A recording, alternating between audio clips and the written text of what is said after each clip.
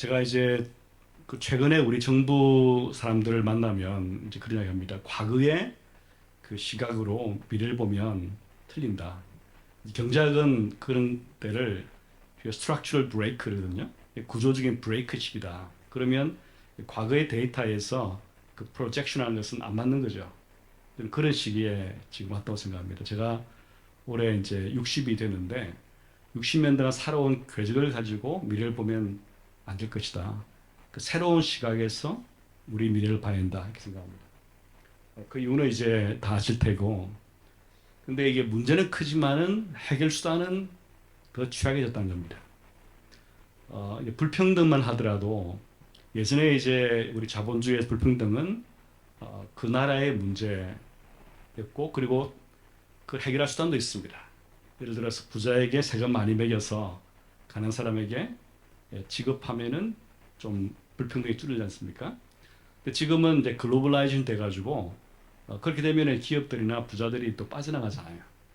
저 피케티가 그런 책을 쓰더라도 해결책은 실현하기 어려운 뭐 글로벌 자본세 그거 어떻게 되겠습니까? 지금 뭐 WTO나 또 뭐 국제 단체 기구들이 그렇죠? 지금 제대로 기능을 못 하는데 어떻게 국가들이 협조를 해서 같은 세율을 매길 수 있겠습니까? 글로벌 자본세를. 따라서 해결 수단은 매우 취약해졌다는 것이고, 그다음에 세계 질서에 요동치는 것은 이미 이제 아실 테고, 2020년에 그 전쟁이란 단어를 옛날에는 상상도 어려웠지만 지금은 더 이상 상상력에 머무르지 않는다 하고 말했는데 아신 것처럼 올해 2월 24일에 이 메이저 컨트리인 러시아가 옆 나라인 우크라이나 침공을 해버렸습니다. 그러니까 상상력이 아니라고 그랬는데 실제로 이게 예측이 되어버렸습니다. 근데 우리는 이제 여기다가 이제 북한 문제까지 떠안고 있는 거죠. 그 예전에는 북한 문제는 이 남북 관계에서 풀고 했습니다. 옛날 핵 문제가 없을 때는 뭐 경협을 하고 또 남북 간의 대화가 일어나고 하면은 그게 북한이 바뀔 것이다 했는데 아신 것처럼 북한 문제는 지금 미중 갈등의 부분 집합이 되고 있습니다.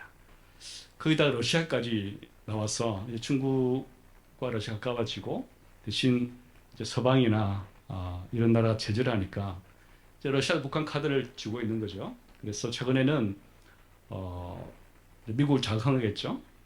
이제 그 북한 근로자를 이 돈바스 지역에 우크라이나를 이제 일부 땅을 지금 러시아 점령하고 있는데 그 땅을 이제 제거를 할 때에 북한 근로 쓰겠다 하는 거 아니겠습니까? 근데 이 북한 근로자를 이제 채용하는 것은 유엔 안보리 제재 위반입니다. 근데 안보리 제재를 통과시켰던 상임이사국의 러시아가 스스로 이제 그걸 부정하는 거죠. 그러니까 더 이상 우리는 이제 북한이 핵실험 하더라도 글쎄 안보리에서 중국과 러시아가 추가 제재에 동의할 수 있을까 하는 의심마저 드는 거죠. 그러니까 새로운 시대입니다. 예전에는 이 중국, 러시아가 더블 비토라는 경우는 거의 없습니다.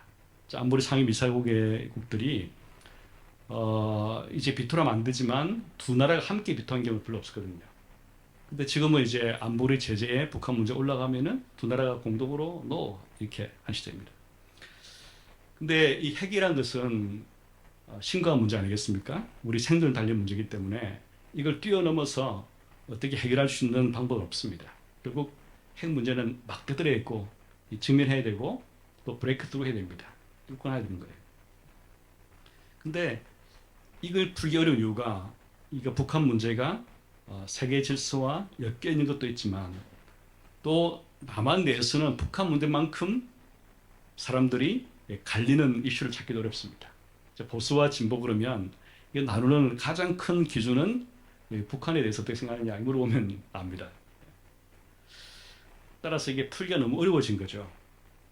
그래서는 북한의 그 변화 또 한반도의 미래 또 우리 대북 정책에 대해서 일단은 국민적 합의가 있어야지 정책에 힘이 실릴 것이다 이렇게 생각합니다.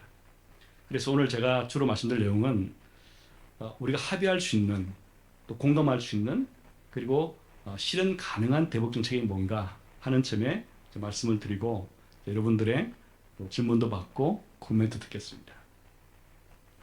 먼저 저는 장기 또 중기 단기로 나눠서 설명을 해보려고 합니다. 일단 장기로 보는 이유는 단기에 가게 되면 많은 문제가 이렇게 풀기 어렵게 느껴집니다. 그리고 노이즈가 많기 때문에 그렇죠? 확실한 해답이 없을 수 있습니다. 먼저 제가 어프로치하는 것은 우리가 큰 산 위에 올라가서 밑을 보면은 세상이 다 평온해 보이잖아요, 그죠? 장기를 먼저 보고 그 다음에 그런 시각에서 좀 더 이렇게 중기, 단기를 보자 이렇게 생각합니다. 근데 장기에 우리 남북 관계 목표를 어떻게 설정할 것인지 이것도 중요한 화두입니다. 어떤 분들은 특히 젊은 세대일수록 남북은 따로 살자. 그래서 지금은 북한과 남한 교류도 없고 하니까 이대로 좋다. 북한은 북한도 살고 남한 살고 따로 살자. 이 현상 유지 방안입니다. 그 다음에 어떤 쪽에서는 우리 민족의 소망이 통일 아니냐. 그 통일해야 된다. 심지어 흡수 통일하더라도 이런 분도 있는 것 같아요. 그러면 우리가 장기적으로 봤을 때 어떤 목표를 설정하는 것이 좋을까 하는 겁니다. 먼저 그 서울대 통일평화연구원이 해마다 우리 국민 대상으로 이 통일의 필요성을 물어봅니다. 그런데 2021년 보면 설문조사를 시작한 이래 처음으로 우리 국민 중에 절반 이하로 통일이 필요하다는 것을 지지하는 분이 되었습니다. 즉 44%. 그러면 10명 중에 한 6분 정도는 통일이 필요 없거나 모르겠다 답한 분이고 4분 정도만이 통일이 필요하다 대답했어요. 즉 우리 국민들이 통일에 대해서 적극적으로 지지하는 정도가 떨어지고 있다 하는 거거든요. 특별히 이제 젊은 세대일수록 그게 크다는 것은 이미 다 알려진 사실이고요. MZ 세대, 여러분들은 M입니까? Z입니까? 보면 어떠한 대가를 치르더라도 통일하자는 분들이 11% 정도고요. 그 다음에 현재가 좋다, 관심이 없다 하는 퍼센티지가 50% 넘어가고 있습니다. 거기다가 저를 빙자한 가짜 뉴스가 등장했어요. 제가 꽤 유명한 사람입니다. SNS에서. 왜냐하면은 제 이름을 직함을 도용해서 가짜 뉴스를 퍼뜨리고 있는데 이게 제가 2019년 1월부터 경험한 건데요.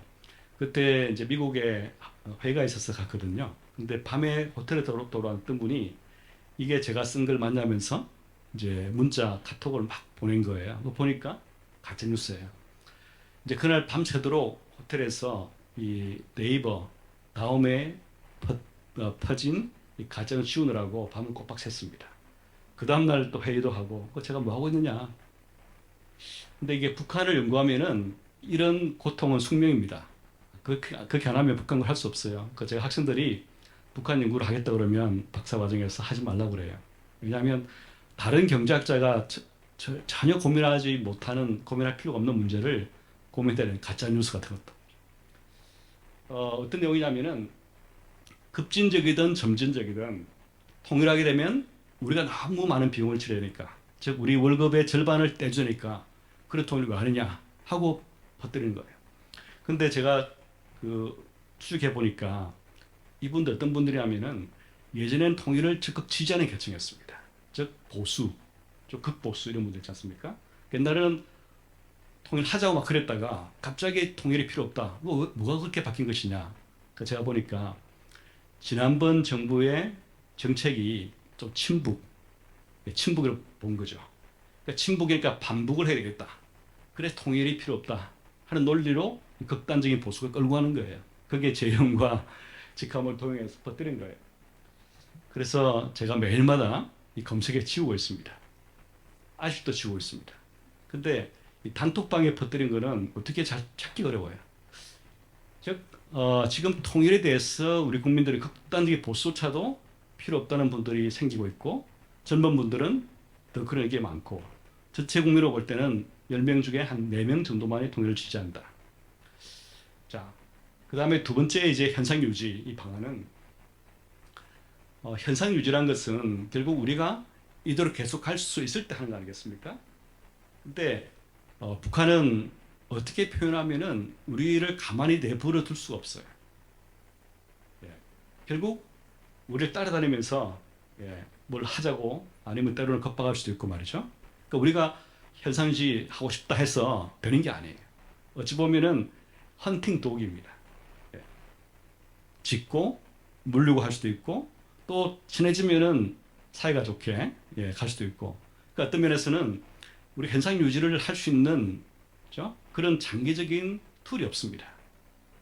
핵 문제가 있는데 어떻게 현상 유지 되겠습니까?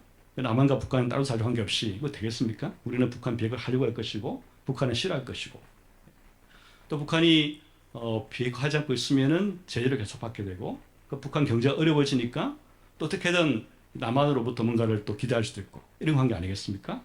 따라서 현상 유지란 것이 말은 가능하지만 실제적으로는 현실성이 떨어진다 봅니다. 그러면 통일 어떠냐?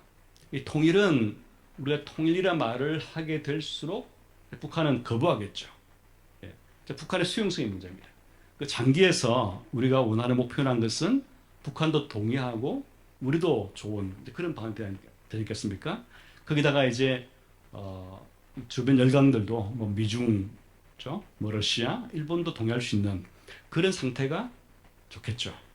북한도 수용하고 주변 열강도 다 오케이 그러고 우리 좋은 게 뭐냐 하는 거죠. 근데 통일은 이제 북한이 거부하는 사람이 많겠죠. 그러니까 진도가 안 나가겠죠. 그 다음에 이제 급진 통일은 높은 비용을 유발합니다. 좀 이따가 설명을 드리겠습니다만 어떤 분들은 독일 경우를 예를 들면서 이 화폐 전환 같은 정책만 잘했으면 그런 큰 통일 비용 없이 통일될 수 있었는데 그렇게 높은 비용을 치른 것은 정책의 실패 때문이다. 이런 분들 계시거든요. 그 사실이 아니에요. 이건 구조적인 문제이기 때문에 피할 수 없는 비용입니다.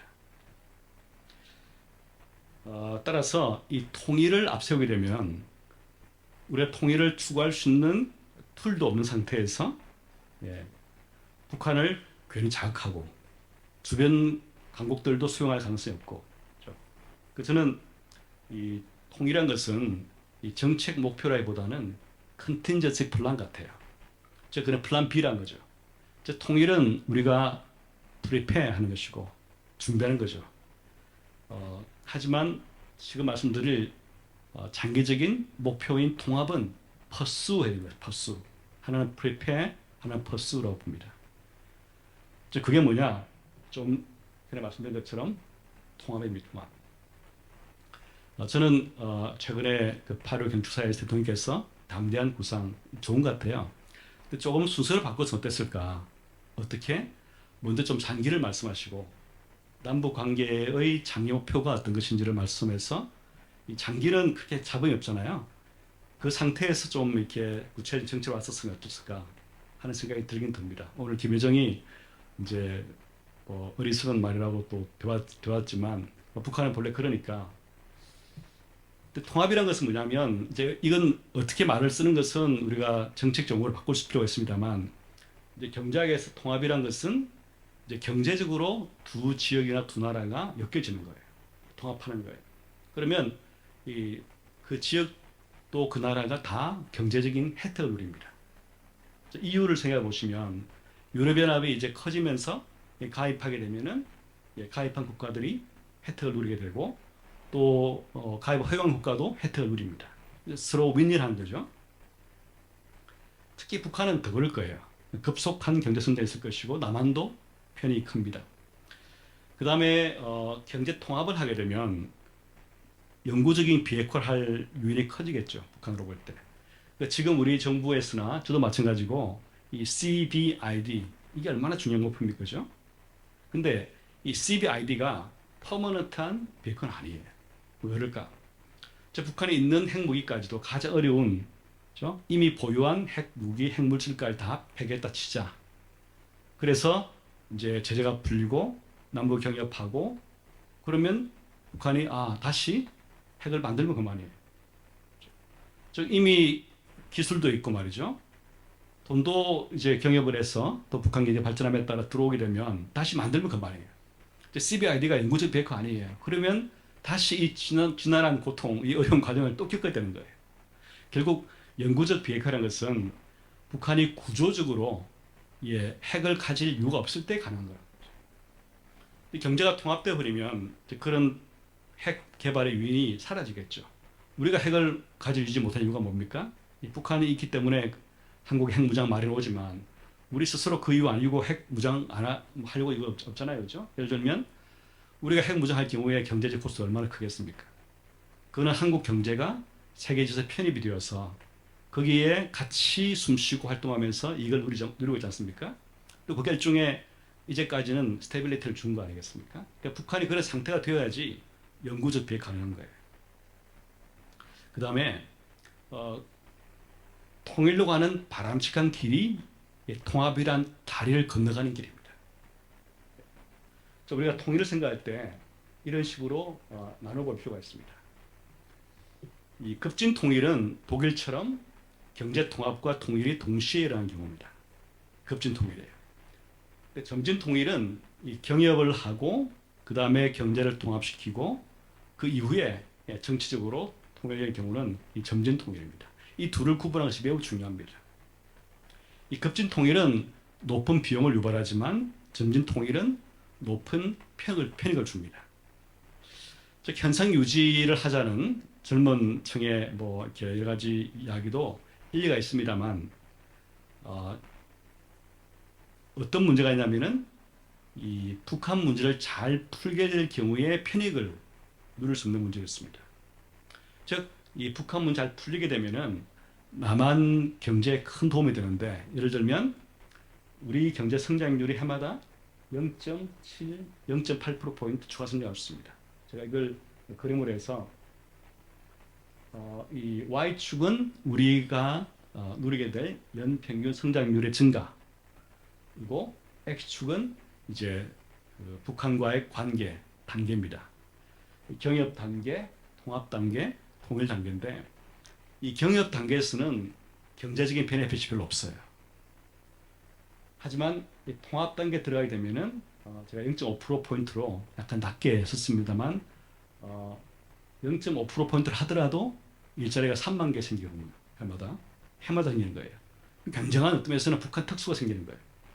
현상 유지 대안이라는 것은 이 북한 문제 잘 풀림에 따라서 남한 경제에 주는 편익을 누리지 못하는 문제가 있는 거죠. 즉 가장 좋은 안은 그래서 이 점진 통일입니다.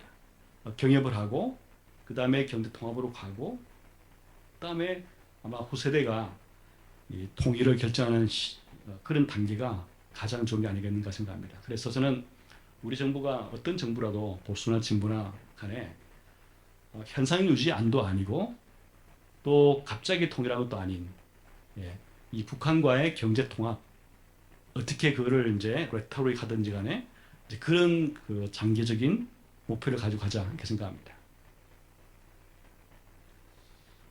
그러면 이제 왜 그러면 급진 통일은 문제가 많으냐? 물론 장점이 있어요. 갑자기 북한이 붕괴하고 우리 합치 통일하게 되면 다시 분단이 안 되겠죠. 불가역적으로 통일되는 거예요. 단기는 코스트가 있겠지만 장기는 편익이 생길 거예요. 하지만 장기 몇 년 기다려야 돼? 아마 제 짐작으로는 통일이 완성됐다고 생각하려면 아마 통일 이후에 태어난 세대가 경제활동을 할 때쯤 되었어야 가능할 것 같습니다. 그러면 30년, 40년 걸리거든요. 그 기간 내에 경제적 비용은 굉장히 클 것이다 생각합니다. 점진 통일의 단점은 경제를 통합했는데 이게 통일로 갈 수 있을지는 불확실합니다. 북한도 좀 잘 살게 되었고 남한도 잘 사는데 왜 북한 주민이 남한과 통일하지 할지 또 그때 북한의 그 리더가 통일을 원할지 이런 문제가 있겠죠. 하지만 저는 그거는 우리 후배 세대 또 후손들의 그 창의력, 돌파력, 의지로 좀 두고 향후 한 30년 정도는 일단 통합 남북 경제를 통합시킨 것을 목표로 삼자 생각합니다. 사례가 있느냐? 아직 통일로한 사례는 없어요. 하지만 유럽연합의 케이스가 이 통합의 과정을 잘 보여줍니다. 급진 통일은 왜 문제가 많느냐?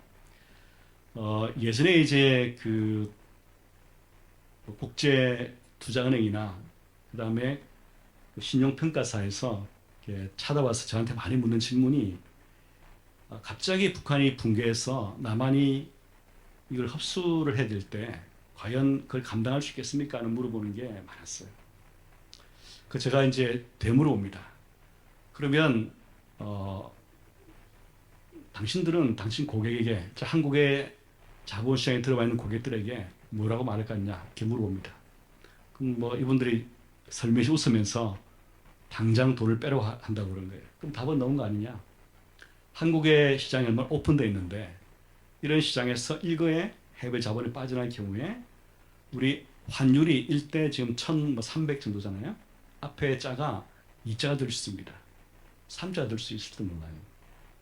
옛날 독일이 통일할 때 오면은 이 독일 통화는 그 마르크, 수도 마르크는 그 당시 유럽 통화 메커니즘의 기축 통화였습니다. 달러 같은 비슷한 거였죠. 그래서 환율 리스크는 없습니다.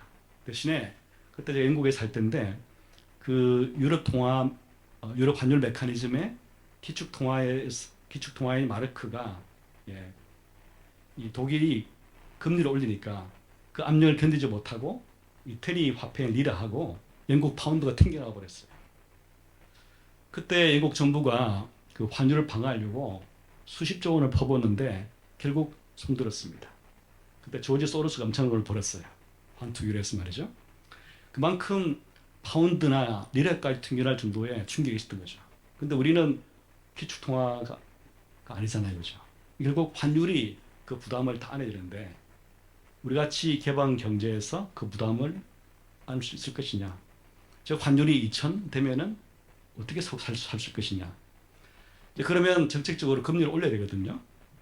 그래서 해외 자본이 좀 빠져나지 못하고 이제 고금리 이점을 가지고 국내에 남게 되는데 지금 우리 가계부채 또 공공기관 부채 등을 합쳐서 또 정부 부채도 크게 올랐고 말이죠. 증가했고 금리가 만약에 지금보다 2배로 오르면 여러분도 살 수 있겠습니까? 특히 최근에 집 사신 분들 어떠세요?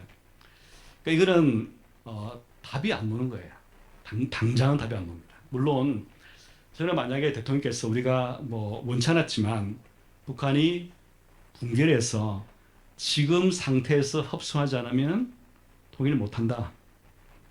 그럴 때에 만약 저에게 물어보신다 그러면 저는 모든 비용에도 불구하고 통일하자고 할 것 같습니다.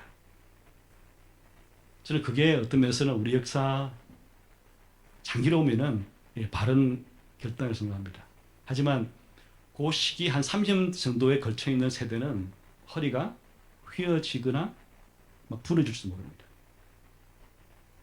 따라서는 제 후배들 또 후손 생각하면은 이 급진 통일은 우리가 정책으로 추진해서는 안 된다.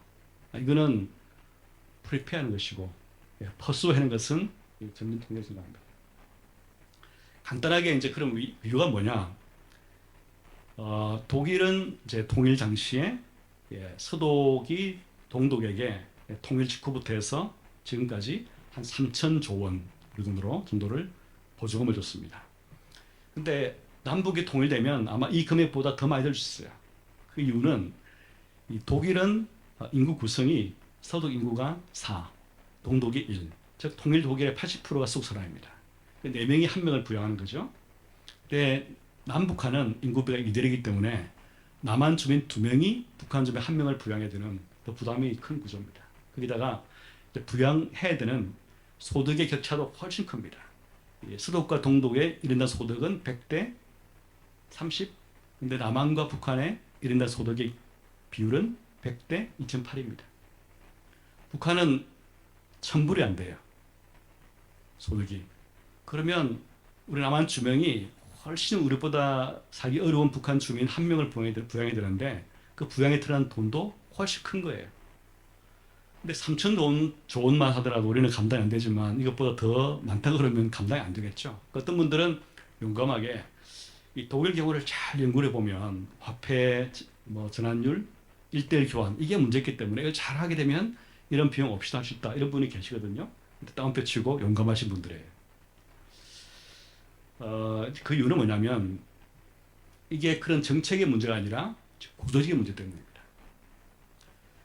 예를 들어서 그 당시 동독과 스톡 마르크를 1대1이 아니고 규정, 즉 동독 마르크를 좀 저평가해서 말이죠. 스톡 마르크 1이 동독 마르크 3이다. 뭐 3대1 교환했다 합시다. 자, 그러면 이 동독 사람들의 자산은 좀 저평가되겠죠. 그죠? 내가 그동안 저축한 돈이 1억이 있는데 1대로 하게 되면 1억인데 1억 마르크인데 3대를 하게 되면 그 3분의 1 줄잖아요. 그죠? 그러면 통일이 되면은 이 서독의 물가가 전체 독일 물가를 지배하겠죠. 이 동독의 산업 생산량이 얼마 안 되기 때문에 서독 물가 수준으로 동독이 올라갈 거예요. 그러면 그 자산을 가지고 그 월급 가지고는 못 살겠죠. 그럼 같은 나라가 됐으면 당연히 서독 정부가 동독 주민들의 생계를 보장해야 되는데 동독 사람들의 자산을 고평가해서 1억을 안 주면 다른 식으로 보조를 할 수밖에 없어요. 그게 실업 보조든 최생계비 보조든 연금이든 간에 결국 다른 형태로 보조금을 줘야 되는 거예요. 그러니까 일종의 보조금의 한 형태로 화폐 시장률 1대1이 된 거예요. 거기다 정치적인 것도 있었겠죠. 즉 1대1 교환 안 해주면은 우리가 서독으로 대량 이주하겠다 하니까 이제 1대1 교환을 하게 된 거 아니겠습니까? 그 정치 압력도 있습니다. 따라서 이런 것을 가지고서 문제를 풀 수는 없어요. 핵심 문제는 동독 주민과 서독 주민 사이에 그 생산성 차이가 너무 나는 거예요.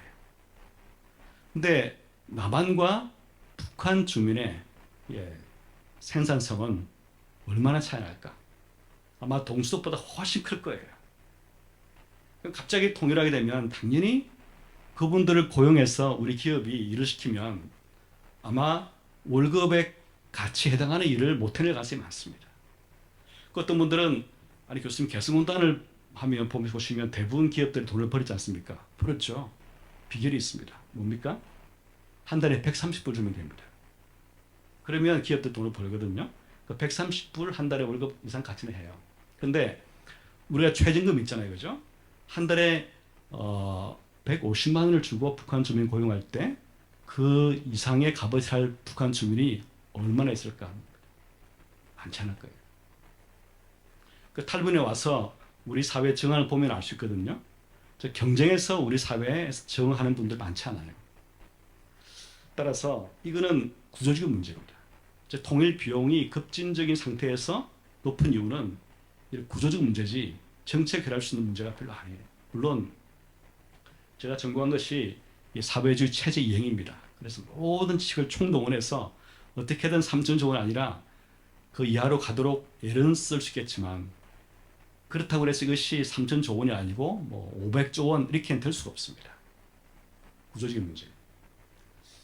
자, 거기다가 이제 제가 조금 전에 힌트를 드렸지만 사실은 남북한의 이 통일, 갑작 통일은 아마 동서독보다도 훨씬 더 쇼크가 생길 거예요. 그 쇼크의 하나의 이유는 뭐냐면 이 다른 가치관입니다.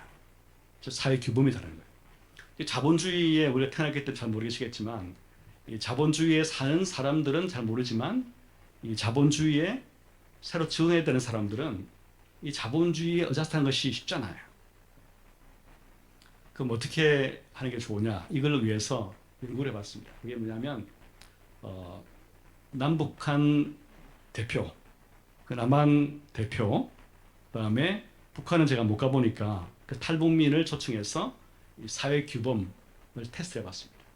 경제학자들은 좀 얕잘이 없어서 냉정해서 이 가치관을 어떻게 측정하냐면 돈을 주고 얼마나 이 돈을 다른 사람과 나누는 거를 보고 테스트합니다. 아시겠죠? 그 실제 돈을 줍니다. 그래서 한 10만 원 정도를 다 드린 다음에 실제 돈을 이 돈을 아무 조건 없이 내가 모르는 어디에 돈을 갈지도 몰라요. 익명의 상대방과 나누는 게임을 시킵니다. 그게 기빙 비헤이비어, 나누는 행동의 게임이라고 그러는데 그럼 내가 돈을 10만 원 받았으면 원하면 10만 원 다 줄 수도 있고 원하면 다 가져도 그만이고 자기밖에 몰라요. 다른 사람들은 관찰을 못하고 우리도 모릅니다. 스스로만 아는 거예요. 다음에 받는 사람이 누군지도 모릅니다. 익명의 상대방에게 돈을 그냥 주는 거예요. 그런 조건을 만든 다음에 어떤 그룹이, 즉 남한 출신과 그 탈북민 중에서 어떤 그룹이 돈을 더 많이 나눌까? 아니면 똑같을까? 한번 관찰한 거예요. 그럼 제가 여쭤보겠습니다. 저 앞에 앉아 계시니까 10만 원을 받았다 치고 이런 조건에서 얼마를 익명의 상대방에게 떼주시겠어요? 갑자기 모르고 좀 황당하시죠? 네. 10만 원 중에서 안 줘도 그만해요. 줄 필요는 없어요. 반드시. 3만 원? 네, 3만 원. 네. 얼마 주시겠어요? 2만 원? 네. 얼마? 네.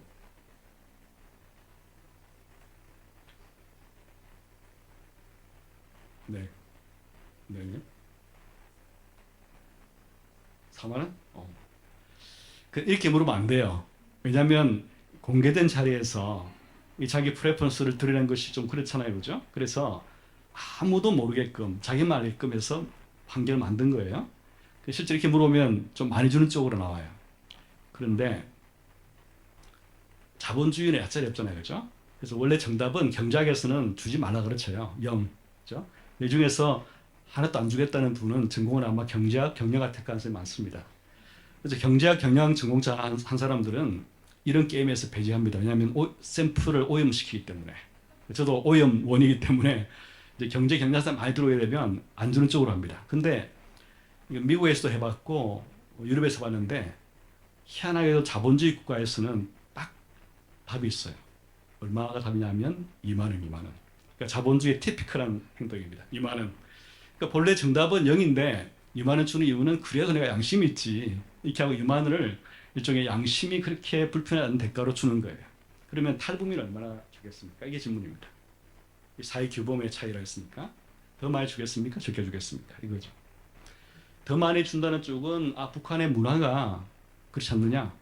더 적게 준다는 쪽은 북한 주민이 아주 가난하지 않습니까? 탈북민도 마찬가지고 어떤 분은 4시간 걸려서 이 돈을 벌려고 오신 분도 계세요. 버스 타고 막 경기도 오셔가지고 이 10만 원 벌어가지고 오신 분이 계시거든요. 근데 그분들한테 만 원 정말 큰 돈입니다.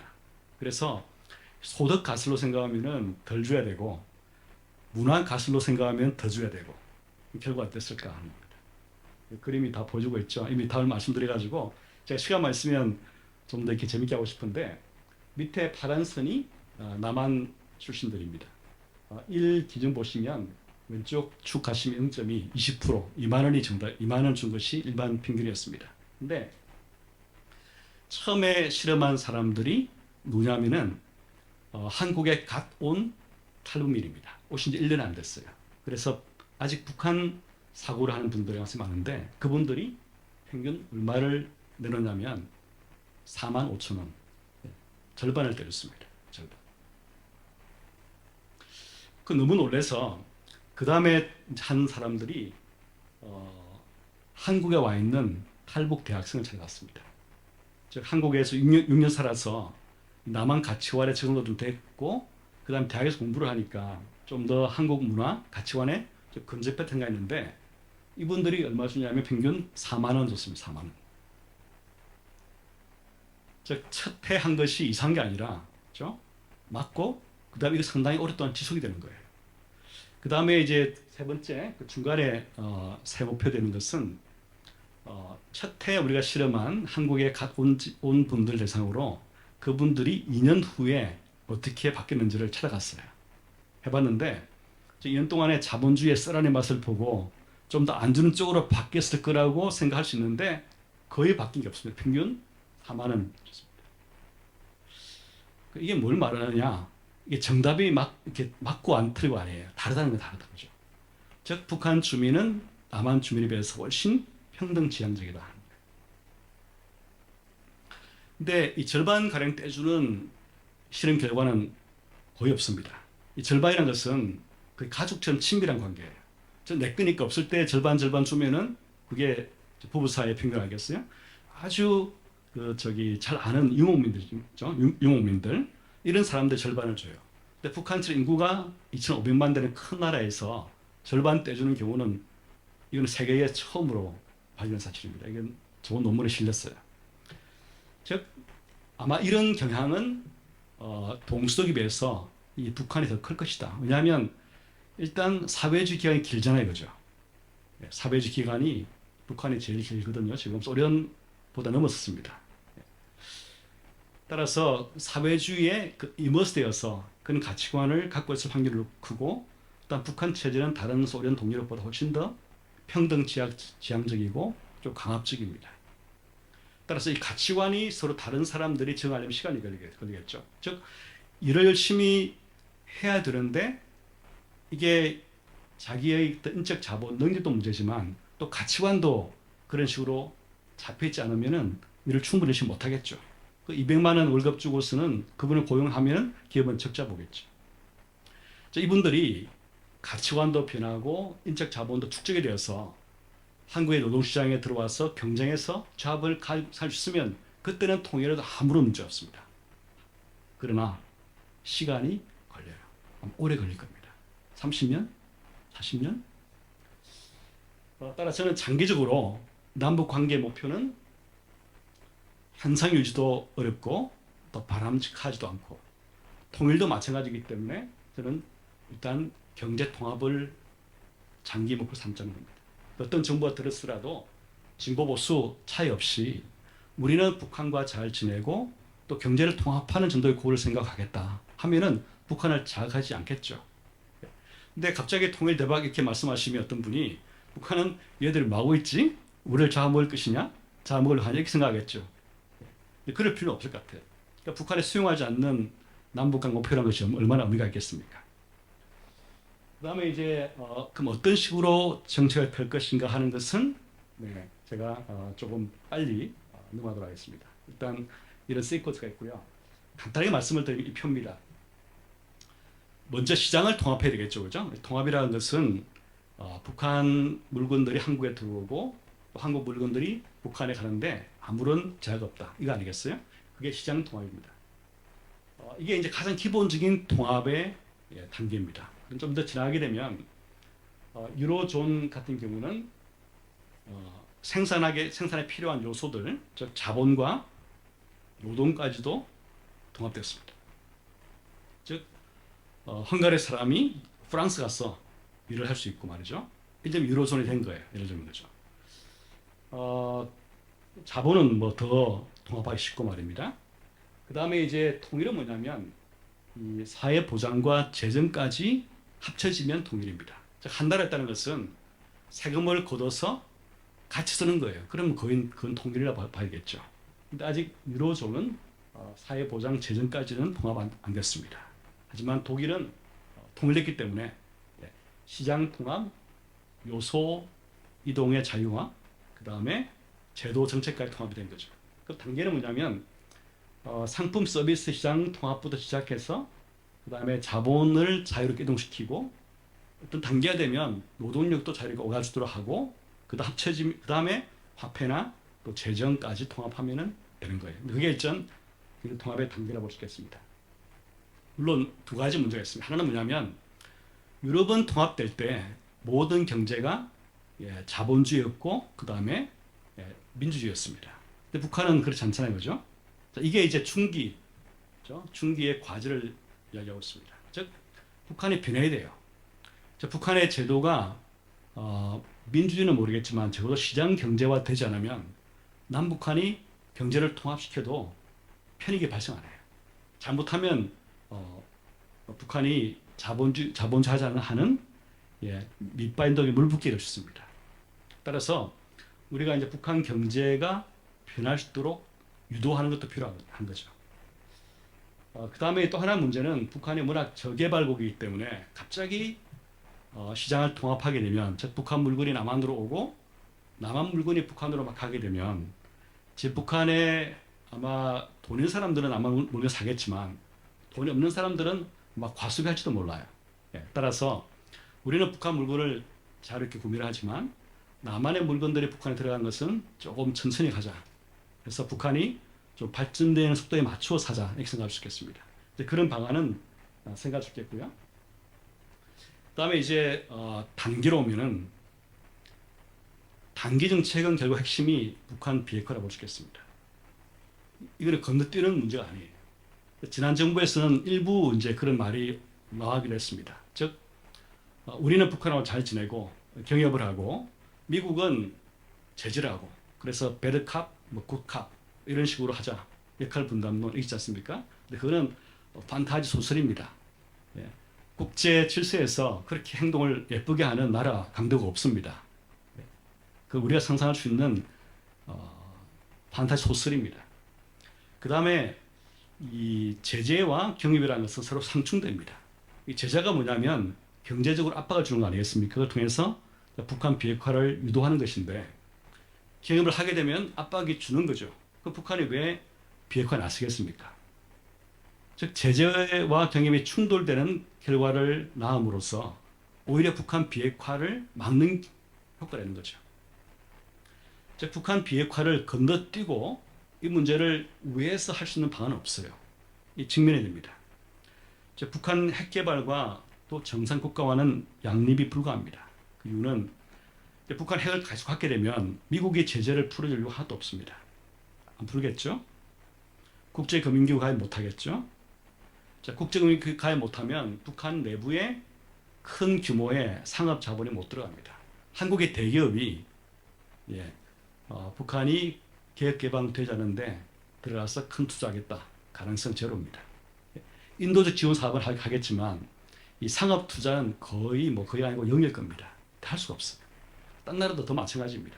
따라서 북한이 핵 갖고 있으면은 결국 21세기 아니라 여전히 19세기, 20세기 더 적나라하게 말하면 이 동굴의 시각에서 스스로를 가두어 두는 거예요. 동굴에 갇힌 나라가 되는 거예요. 따라서 핵 문제는 우리에도 필요하지만 또 비핵화는 북한에도 필요합니다. 새로운 미래를 개척하려면 북한이 동굴에 갇혀서는 할 수가 없어요. 이거는 그것들 문제 아닙니다. 그럼 우리 수단이 뭐냐? 어떤 분들은 좀 미리 제재를 완화해주고 북한을 설득하자. 저는 그렇게 착한 독재자, 특히 이 사회주의 독재자를 본 적이 없습니다. 사람이 이렇게 착하지 않거든요. 특히 권력을 잡으면 이 권력 유지하고 싶어 하지 다른 사람 보기에 착한 행동을 할 위는 적거든요. 역시 제재란 것은 우리가 북한 비핵화를 할 수 있는 가장 효과적인 수단입니다. 이론적으로 경험적 입증이 되지 않습니까? 북한이 협상이 나온 이유도 제재 때문이고 또 하나의 회담에서 풀어달라는 것도 제재고 말이죠.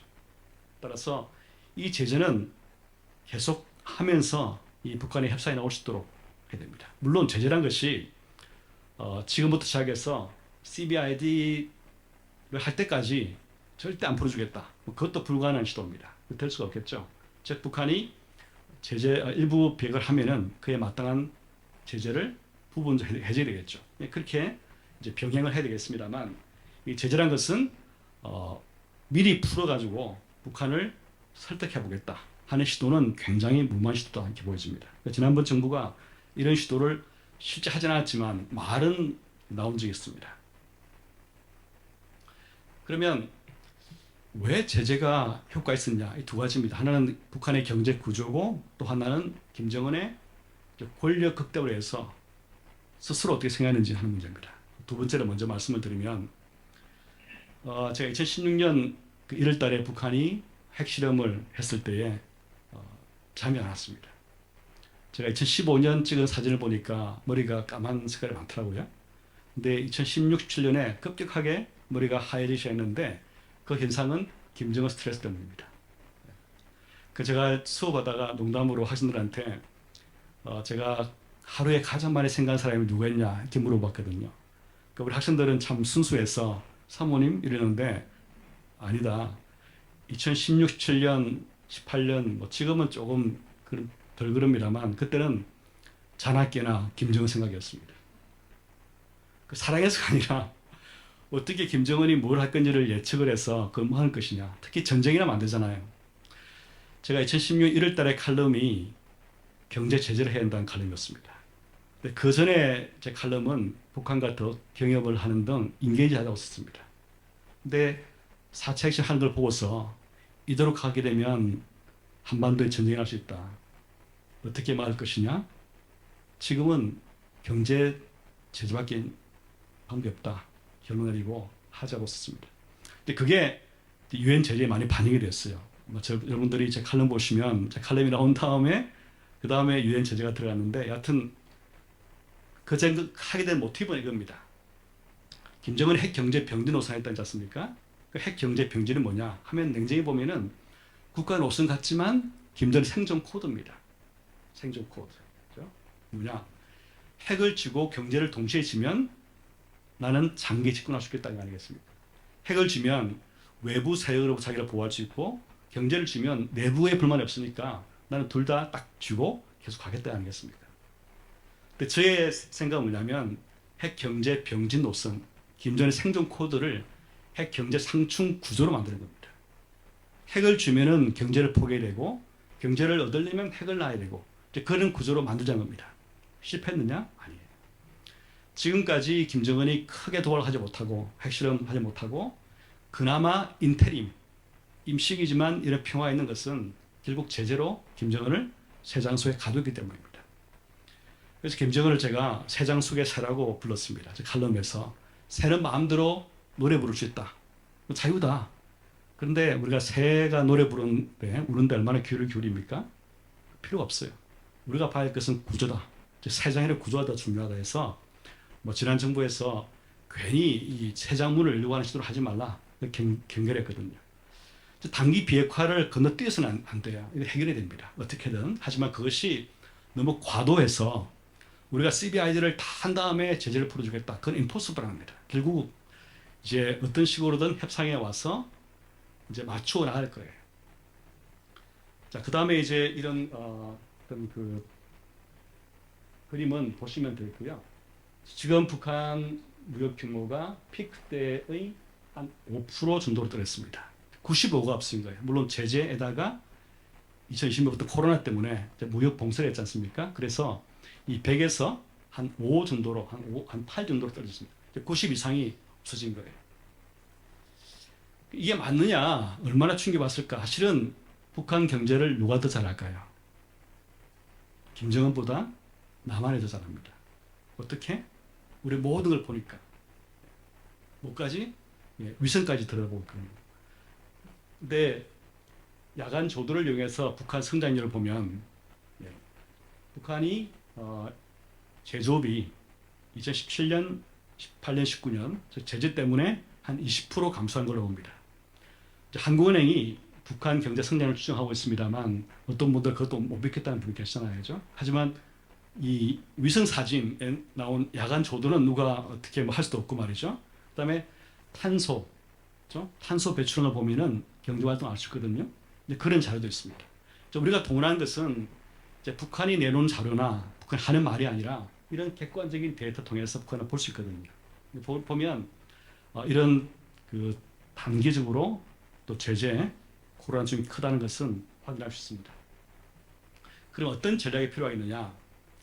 제가 그 어떤 회의에서 지금 대통령 당선인께서 참석하신 적이 있습니다. 그때 북한 문제를 가지고 발제를 할 기회가 있습니다. 그때 제가 말씀드린 것은 북한에 관한 정책, 즉 대북 정책은 오케스트라다.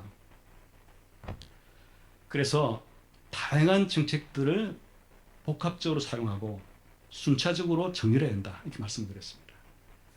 제가 딴 데 가서 이렇게 무슨 이야기 하냐면은 이상한 것이 진보나 보수정부의 공통점이 있다. 식당으로 비유하자면 메뉴가 하나밖에 없다. 대북 정책에 관해서는. 즉 진보 정부는 진보 식당은 들어가 보면 경협 메뉴밖에 안 팔아요. 보수 정부는 메뉴가 흐릿하게 있는데 그 자세히 보면은 북한 붕괴 메뉴예요. 그런 식당에 한 번, 두 번 가지 그렇습니까? 메뉴 하나밖에 없는데. 그러면 새 정부의 대북 정책은 뭐냐? 오케스트라인 거예요. 오케스트라.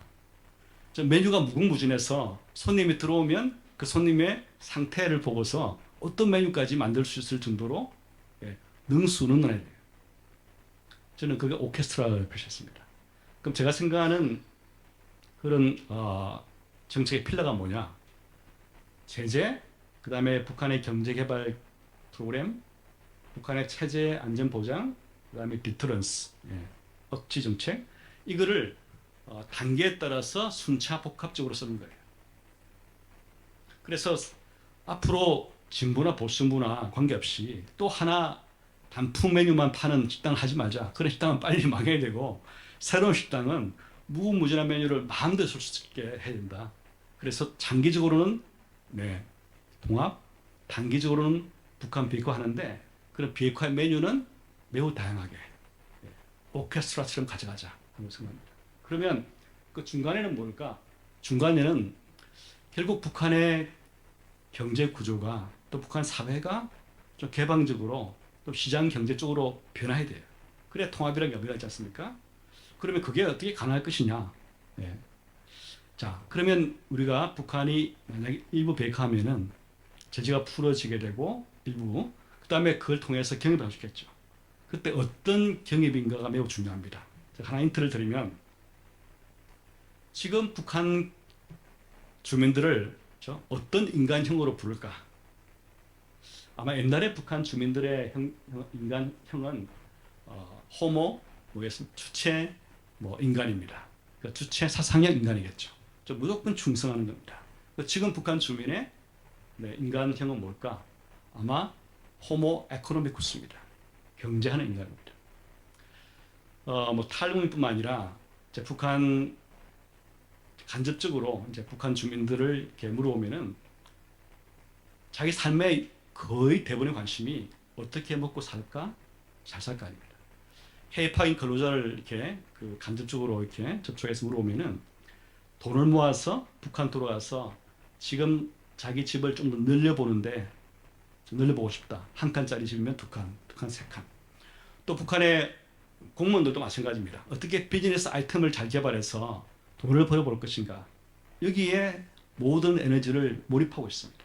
그러니까 지금 북한의 전형적인 인간은 경제하는 인간입니다. 이런 인간 특징이 뭐냐면 정치적으로는 북한의 정치 리더를 수용하겠죠.